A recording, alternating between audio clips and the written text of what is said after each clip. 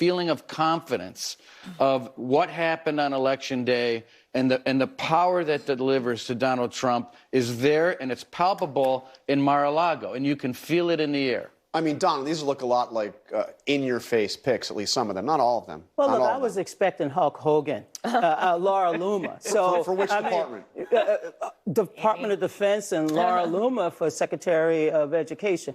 I'm not surprised by his selection, and that's what he believes and that's what he thinks. But what I am shocked is this notion that these positions do not require an appropriate security background check. Look, I've been appointed by 2 presidents for the same position, and I went through a thorough background check.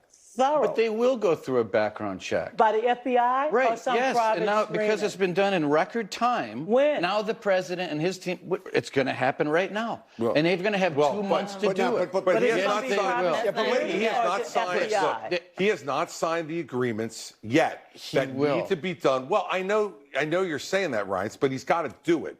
He's got to sign the agreements that trigger these things. Time. And I think, look, it's been part of his 2 weeks. problem is he doesn't like, well, he's had enough time to name all these people, but not enough time to sign a piece of paper or to have Linda McMahon or Howard Lutnick sign a piece of paper. Look, here's the thing, John. He doesn't trust the FBI.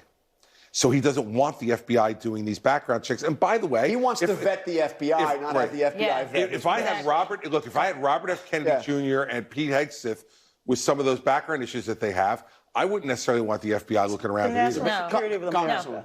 No, I mean, I understand exactly where you're coming from. I agree. He doesn't want background checks, and he's not decided to put people in that are qualified. I mean, and not to mention, this has to be a historic number of people that have been accused of sexual assault or some type of sexual misconduct in some way.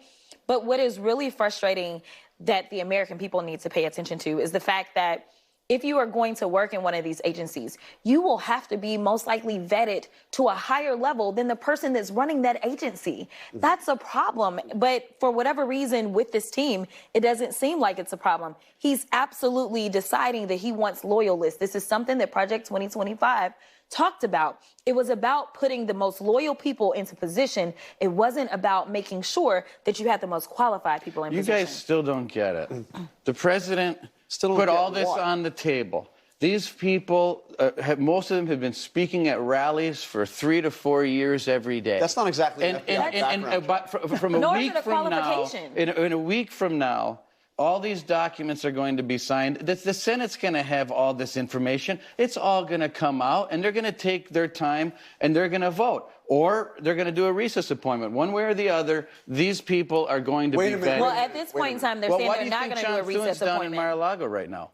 He's down in Mar-a-Lago because he explaining why he can't do recess appointments. Right. Saying that he doesn't have the votes. The Constitution is pretty clear. The president does have the power to do this. The question is whether or not the Republican leader and whether the Senate's going to do it. But it is very clear that the president has the power. The Constitution's not clear on the extent of that at all. As you know, there was a Supreme Court case where